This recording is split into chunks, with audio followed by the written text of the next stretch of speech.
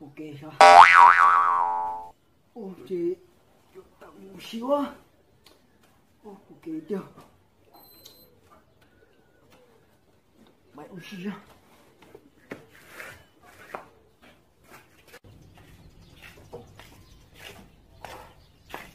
Ô chào hả?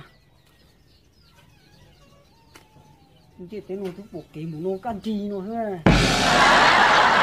Đi tầm nó này. Ô chị uống gì thế?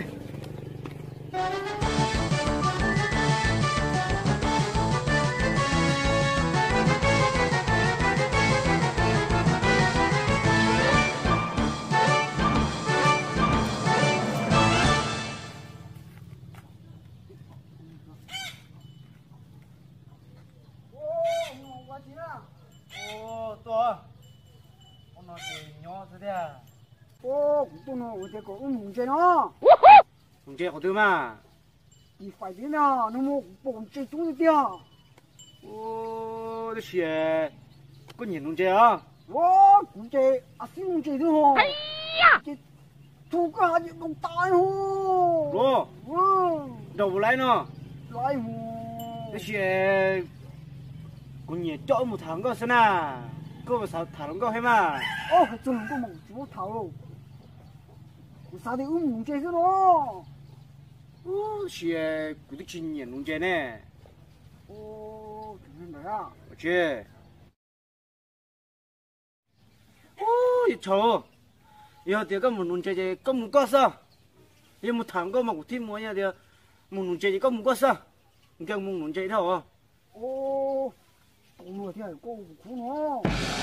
Chỉ nụ chơi này có một tháng có một thêm mua. Giờ thì một nụ chơi chỉ mua một tháng có một mua. Ô, à, cái này có chữ mục mà mua mà. Cho lưỡi rồi. Giờ có tôi mà cái mà bay, giờ không nè. Đúng không?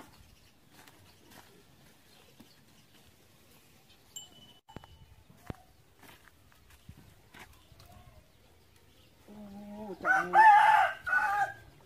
có liên đủ chỉ cả đủ dê, cái này hay có tụi tôi dâm thảo của tao đi he. Ô, rồi sống cái bố chưa, đã bắt đây nữa, u dài cái cảm giác của mua he.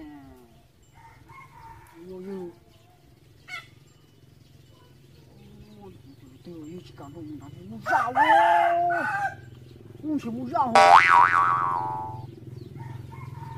không chỉ chúng mu rau đâu không mu rau mua cả liền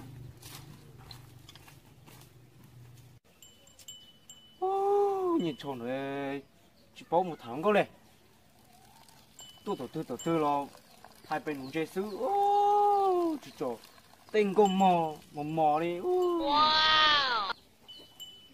Cái liếm á, cái chuyện nhiệt thà, không câu gì, nhưng mà một thà xứ. Cái chuyện nó có những cái tên nó tôi sao tôi hay lo mua của tiền cái gì thay nó yêu chỉ mua để yêu gì yêu lo chỉ tao但是我bên nó yêu chỉ mua để yêu cho họ lo tao chỉ cái gì ô tôi cái số chữ hay nó tên nó mà yêu tiêu也少还有点不是嘛，吃酒会当人，有一天去给人讲，你都别，别说到时间了嘛，就多烂子呀，呀，可是意思，有点那都有着火，这里没装了，哎，阿娃去到时，有起来这火也是那个。哦，这只火啊！哦，你就这火种啊！哦，你这火在哪去？哦，知道。哦，就不你开了火花，那老 Cũng có lô kia thủ đố cái lỗ ha chừng lô luôn nè nhớ rồi tôi xé nó cho dùng lô luôn tầng luôn nè ô chừng nó lại à hẳn wow yahoo rồi dùng nó là cái cổ mông thì vì nó một rồi thì mình vô chỗ của tôi cái chỉ tầng lô thôi wow cái nó chỉ muốn nó cho của tôi lô thôi wow lô luôn tầng nó đi No.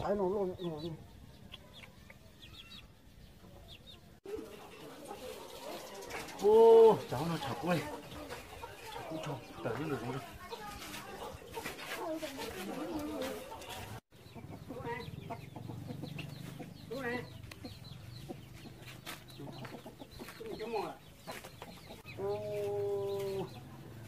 Ô, tôi là con cháu. Rồi. Ô, cô nhá. Ông nó quá chỉ ha, mất cháu. Ô, ông gì? Cô nhá. Nhô rồi. Chú mua cái đồ chấm cô chỉ tôi. Đó. Ôi số. Ô, trên nó mà chấm đủ là cô chúng đây hầu liều. Mất cháu. Được cơ. Vì chúng mà về là chỉ chuyện cô tố là hầu thôi. Bên nó có đây á, khuất ta đây ha. Chỉ tao đây đa đây ha. Muốn để ra. Thế. Ô. Thì chúng mà cũng rồi biết cái lúc cô tố hổ à. Nó bóng mà. Ô mồ. Luôn đã. Ôi.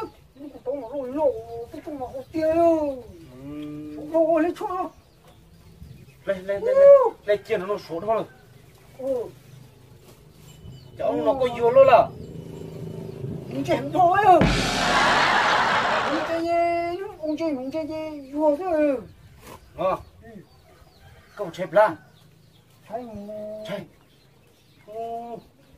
Tay của cháu tốt nó sao. Cũng như là chỉ nhớ tả nè. Cả. Nhìn tay tốt nó sao. Oh no. Mình đến ra. Dạ. Tay tốt chúng nó phải chế ra. Đến đi.